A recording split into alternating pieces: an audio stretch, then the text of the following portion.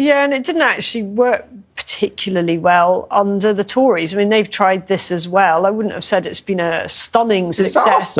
Basically, because people, as it turns out, are not that eager to run for not very well paid posts, running, police and crime commission, that kind of thing.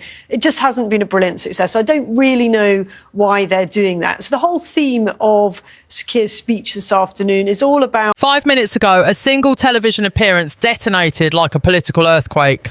No dramatic build-up, no warning, just a calm studio, rolling cameras and one sentence that instantly froze Westminster in its tracks. Isabel Oakeshott looked straight ahead and began revealing what she claimed had been hidden for years. Within seconds, social media erupted, phones lit up and a dangerous silence spread from Downing Street to the backbenches of Parliament. Something had gone very wrong and everyone watching could feel it. This was not gossip and it was not opinion. Isabel Oakeshott spoke with precision, choosing every word carefully as if fully aware of the consequences. She made it clear that what she was about to say had weight. According to her, the public image of Keir Starmer, the controlled lawyer, the steady leader, the man of transparency, does not match what happens when the cameras are off. She claimed that behind closed doors, a very different pattern emerges, one that raises serious questions about honesty, accountability, and power. As she continued speaking, the atmosphere shifted. Oakeshott suggested that critical decisions affecting the country were taken quietly, shielded from scrutiny by complex language and delayed disclosure. Policies were presented one way publicly, she claimed, while their real impact was understood very differently internally. This was not framed as incompetence, but as calculation, and that distinction mattered. Viewers were struck by how restrained her tone was. There was no anger, no theatrics, only calm insistence. That restraint made the claims feel heavier, more credible. She hinted at having access to private communications and internal discussions that reveal a consistent effort to manage perception rather than confront truth. According to Oakeshott, transparency was promised, but control was practiced. Within minutes, clips of the interview spread rapidly online. Commentators paused mid-broadcast. Supporters of Starmer went quiet. Critics sensed blood in the water, and still there was no response, no denial, no clarification, no emergency press briefing. That silence became part of the story, feeding suspicion that what had been said was dangerously close to reality. Oakeshott also raised the issue of internal pressure. She suggested that individuals who questioned decisions or raised concerns were gradually pushed aside, not fired, not attacked, simply ignored, sidelined, or quietly removed from influence. Careers slowed. Access disappeared. The message, she implied, was clear without ever being spoken. What made this moment so explosive was trust. Isabel Oakeshott is known for caution. She does not speak lightly. So when she chose to go live with these claims, people understood that this was not reversible. The line had been crossed. And once crossed, there is no going back. As the segment ended, one reality settled in. This was not a headline that would fade. It was a fracture. And from this point on, every silence, every delay, every refusal to answer would only deepen the cracks. The questions are now out in the open and the pressure has only just begun. As the hours passed after that broadcast, the political temperature continued to rise. What began as shock quickly turned into unease, and unease into suspicion. Viewers who had watched the interview again and again noticed something important. Isabel Oakeshott did not rush. She did not correct herself. She did not soften her claims. That confidence suggested preparation, not impulse. And in politics, preparation usually means evidence exists somewhere. Behind the scenes, Westminster insiders reportedly began making urgent calls. Advisors scrambled to assess damage. Allies tried to predict what might come next. The biggest fear was not the interview itself, but what Oakeshott might still be holding back. When a journalist chooses to reveal information live on air, it is rarely everything at once. It is often the opening move. According to political observers, Starmer's inner circle was caught off guard. There had been no warning, no leak, no friendly heads up. That alone raised questions. Normally, such claims are anticipated, managed, or preempted. This time, there was nothing. The silence from official channels grew heavier with every passing minute, allowing speculation to fill the gap. Online, public reaction shifted from curiosity to anger. Many viewers said Oakshott's claims matched a feeling they had carried for months, a sense that decisions were being made without honest explanation. The idea that information was delayed, framed, or quietly buried struck a nerve. People began revisiting past announcements, searching for patterns they may have missed. Oakeshott's suggestion of internal pressure resonated strongly. The idea that dissent was discouraged not through force but through quiet consequences felt familiar to many who had worked inside large institutions. Critics argued that this kind of control is harder to prove but more dangerous than open suppression. It creates compliance without resistance, silence without consent. Media outlets began requesting responses, but answers remained vague. Phrases like misrepresentation and taken out of context were reportedly discussed, yet no direct rebuttal appeared. That hesitation only deepened doubts. In politics, speed matters. Delayed responses often signal internal disagreement or uncertainty about what can safely be denied.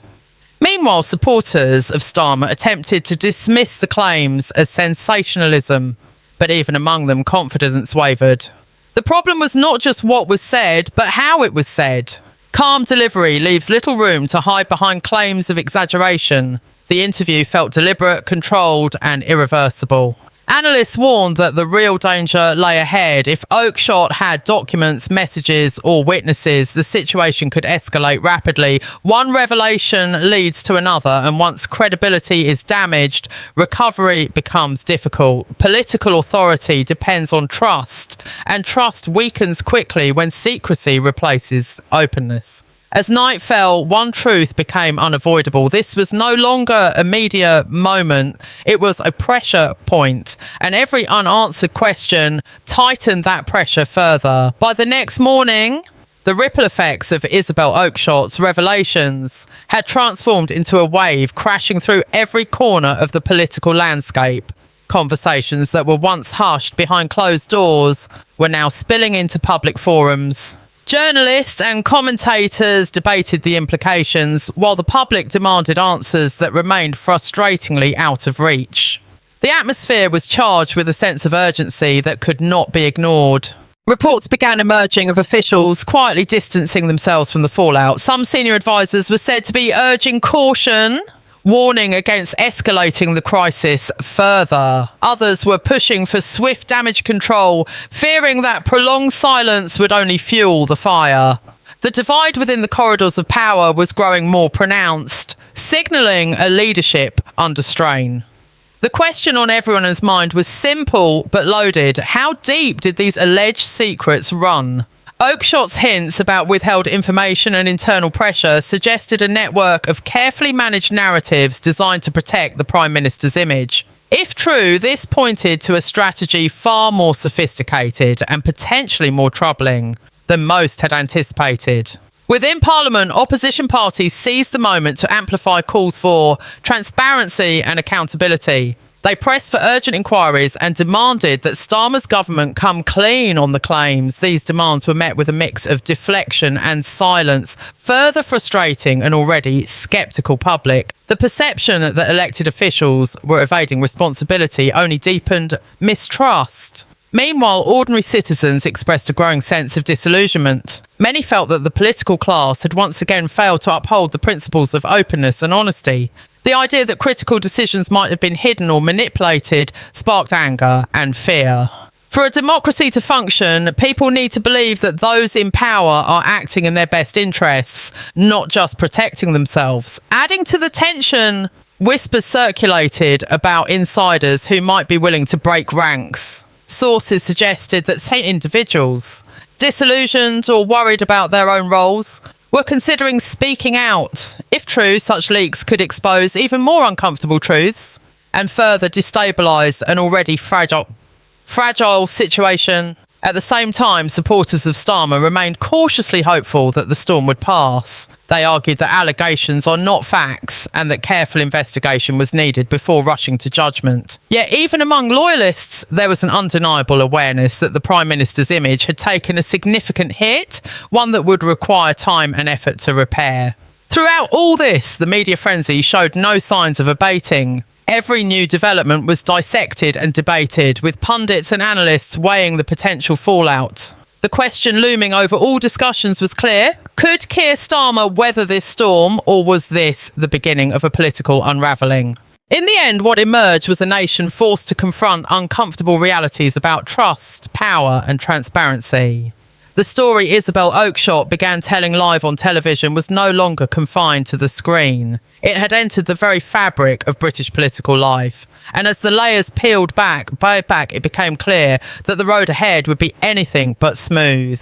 As the day wore on, the pressure on Keir Starmer intensified to unprecedented levels. What began as a single explosive broadcast had now spiralled into a full-blown political crisis with no clear end in sight. Starmer's silence in the face of mounting allegations only fueled speculation and fed the growing sense of instability. Allies urged a rapid response, but any attempt at damage control seemed to fall short, leaving the government vulnerable and exposed. Behind the scenes, urgent meetings were convened. Senior advisors worked around the clock trying to map out strategies to contain the fallout. But with each passing hour, new questions emerged, demanding answers that were increasingly difficult to provide. The intricate web of secrecy that Isabel Oakeshott described seemed to unravel, threatening to drag down not only the Prime Minister, but also those closest to him. Public confidence began to erode rapidly. Polls suggested a sharp decline in Starmer's approval ratings as voters grappled with the implications of what they had heard. Many expressed feelings of betrayal, anger and frustration, questioning whether their leaders had been honest or merely protecting their own interests. In a political climate already marked by uncertainty, this new wave of mistrust struck a deep chord. The opposition seized this moment with ferocity. Calls for inquiries, investigations, and even resignations echoed through Parliament and the media.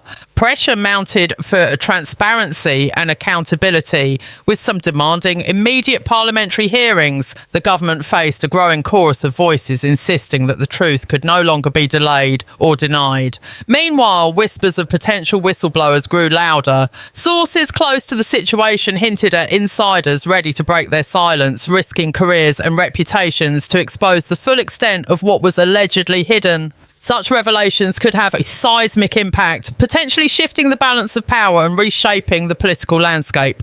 International observers watched closely, aware that Britain's reputation as a stable democracy was at stake. Allies expressed concern privately, worried that ongoing uncertainty could affect diplomatic relations and economic partnerships. The world was watching and waiting to see how the crisis would unfold. At the heart of this turmoil lies a profound question. How far will those in power go to protect themselves? The answer remains unclear. What is certain, however, is that the trust which forms the foundation of democracy is fragile. Once broken, it is difficult to rebuild. The revelations brought forth by Isabel Oakeshott have set Britain on a precarious path. The coming days and weeks will test the resilience of its institutions and the character of its leaders. Whether this crisis results in reform or deeper division depends on the choices made now. One thing is undeniable: the quiet before the storm is over. The nation stands at a crossroads, watching, waiting and demanding answers. The story that began just 5 minutes ago has only just begun to unfold, and its impact will be felt for years to come. The political storm unleashed by Isabel Oakeshott's revelations was far from settling. Instead, it grew more volatile with each passing moment. As public scrutiny intensified, every move made by Keir Starmer and his team was dissected and analysed with relentless scrutiny. The air was thick with tension. Every whisper, every silence, every carefully crafted statement was now under the microscope. This was no longer simply a matter of politics. It had become a question of trust, integrity and survival. In the days following the broadcast, new details began to emerge from sources both inside and outside the corridors of power. Whispers of internal discord suggested a government divided, struggling to present a united front. Some ministers were reportedly pushing for transparency, urging Starmer to address the allegations head-on and rebuild public confidence before the crisis deepened further. Others advocated for a cautious approach, warning that too much disclosure might worsen the situation or open the door to more damaging leaks. Among the public, frustration grew palpable. Long-standing supporters of the Labour leader began questioning their loyalty, their faith shaken by what seemed like a growing chasm between the image projected and the realities beneath.